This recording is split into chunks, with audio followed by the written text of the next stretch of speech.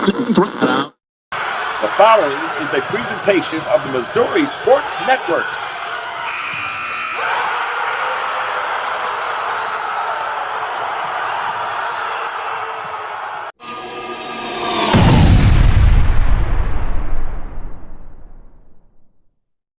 Hey, welcome back to the Missouri Sports Network, MissouriSportsNetwork.com, where everyone has a home field advantage, presented by Central Bank of the Ozarks, Laborers Local 663, Shelter Insurance Agents, Grant Baker in Aurora, Sean Holman in Lockwood, the Bank of Billings, Doak Propane, Chevy Dealers of the Ozarks, and Great Southern Bank. Great pleasure to welcome to the Missouri Sports Network, Carl Junction head girls basketball coach, Brad Shorter. Coach Shorter, thanks so much for your time. Hey, thanks for having me. Appreciate it. You bet. Coach, you guys get through your district to the championship game, and you guys are taking on a good Willard team on their home floor. First, talk about the first two rounds there with Hillcrest and Parkview. Yeah, having our district at Willard was a little concerning just with the travel. Fortunately, our kids are somewhat used to that with our COC schedule and being able to make some of those long trips. When you do it 3 times in a week, that's all always concerning for high school kids. First round, we're the 1 seed, and we drew Hillcrest. We played that game at 10 a.m. That was another concern for me. High school kids getting up that early to play a basketball game at 10 a.m. But our kids came out and played really well. Did some nice things. We're starting to figure some things out. Our kids are playing some good defense, communicating better, and we were able to get that one against Hillcrest. I thought, we did a nice job of controlling the tempo and forcing them into a few turnovers and putting some pressure on them defensively. That second round, we had Parkview, and Coach Nichols has always done a fabulous job with her teams. Her teams always play so hard and are well coached. They're a really good young team. I see them being pretty tough over the next couple of years.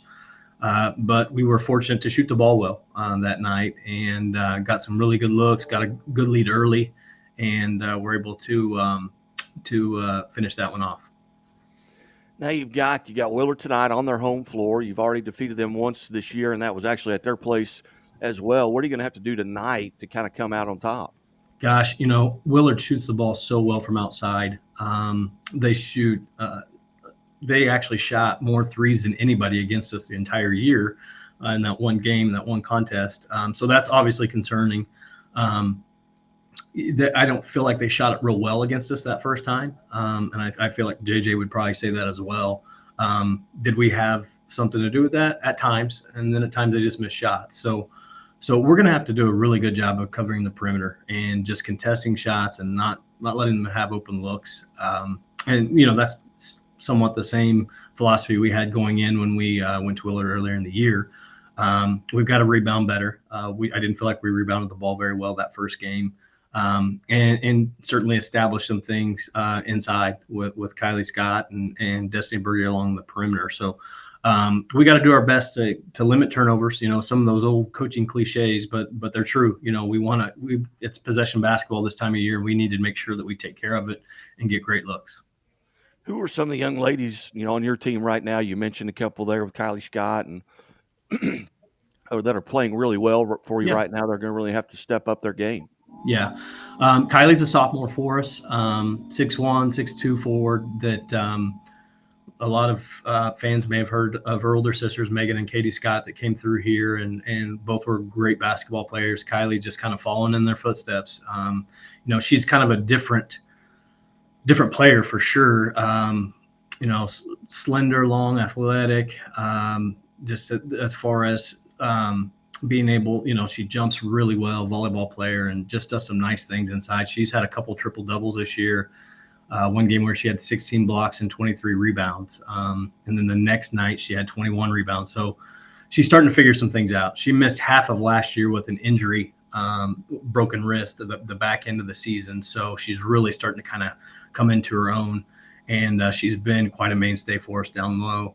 Destiny Berge is a junior for us, point guard.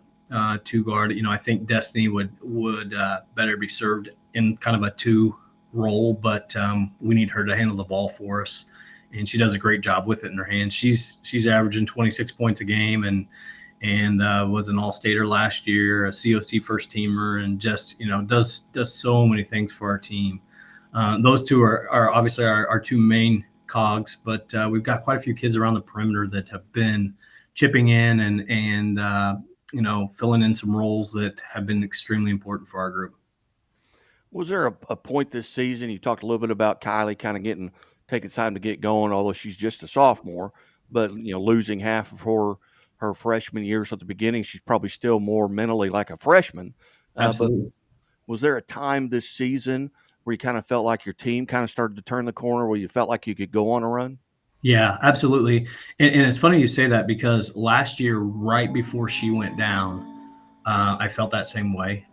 We had Pittsburgh came over to our place last year, and I think they were like 8-0 and ranked in the state of Kansas, and we're playing really well. And we just had a great basketball game. We started to figure some things out. Kids were playing well, and then, gosh, that later that week, that's when she broke her wrist.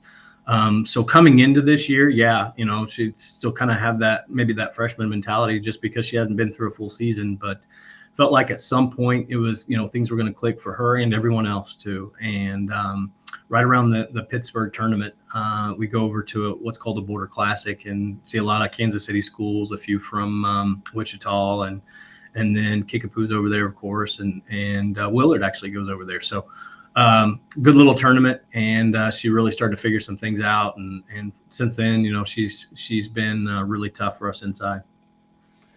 Heading into this game, you guys 30 games into your season, you're about 6 months in. Are you guys relatively healthy now as you head into the championship game of the districts? We are, yeah, we are, and we're fortunate, and that's one of the things that we've talked about as a team, is making sure we take care of ourselves. We've got a senior girl that's missed the entire season with an ACL injury, Jessa Hilton. And Jessa was, gosh, quite a player. She was an all-conference player for us last year, and she hasn't been with us. She's been with us on the bench, but not on the floor.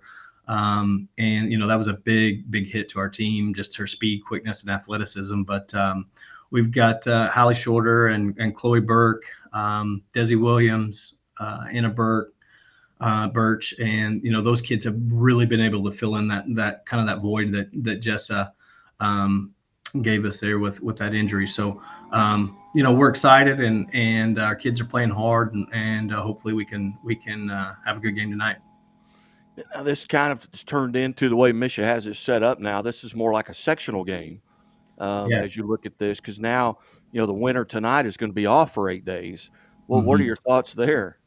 Yeah, looking at it, I was a little concerned that they may try to consolidate those districts, and sure enough, they did, and went from 16 to 8. And in the past, it does a few things. I think, from a coaching standpoint, it's kind of nice to be able to. We're the 1 seed, so we would have probably had a bye if it were a 4 or 5 team district. So it's nice to be able to play that game. It stretches your district out. I think that most districts in Class 5 and 6 have kind of expanded it a little bit, so that that layoff time isn't as big for whoever happens to win. Certainly, not having that sectional game is would be tough if we're fortunate to win tonight. Certainly, but one of the things too that I don't know that they considered a whole lot was the all district team. It whether it was watered down in the past or not, we missed a lot of kids this year because of, with 16 districts and 10 kids making the all district team last year, now with 8 and 10 making it, gosh, you cut that in half.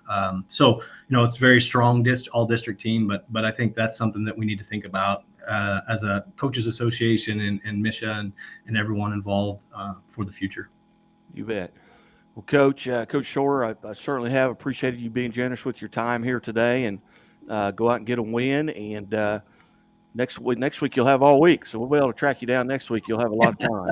Well, I hope so. I hope you're looking for me. That means we played well tonight. You bet. Coach, thanks so much. You bet, man. Thank you. You bet. Coach Brad Shorter, kind enough to join us here from Carl Junction High School. They prepared for their district championship game at Willard tonight. They will be taking on Willard And we welcome to the show now from Nixa. Coach Perriman, are you there? Coach Perriman is not there. So let's see. Coach, can you hear me?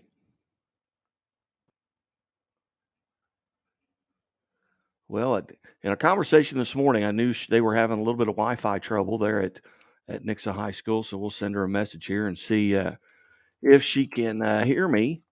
And she may need to log out and log back in. And that's what she's doing. So we'll live TV. It's nothing better.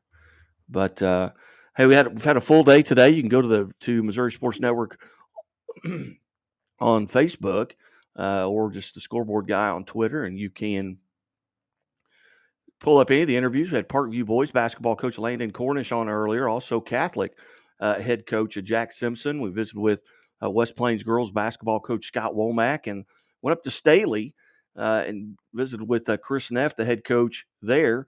Coming up, we've got Jennifer Perryman from Nixa, and then Darren Pappas from Mexico boys basketball. And then later on today from Jeff City Elias, we'll have Joe Rothweiler, and we will message here Coach Perryman. She's on. There she is. Now let's see if we can get her slid in here. And Coach Perryman, how are you?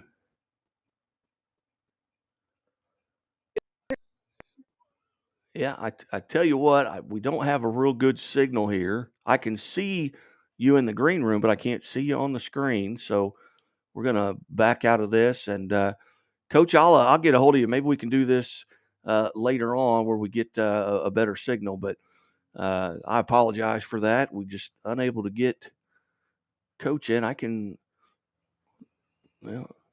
see you, Coach, but I can't hear you. So we'll go ahead and exit out of this, and we'll make contact with Coach Perriman. We want to make sure and get the Lady Eagles on as they prepare for their district championship as well. You're watching the Missouri Sports Network at MissouriSportsNetwork.com.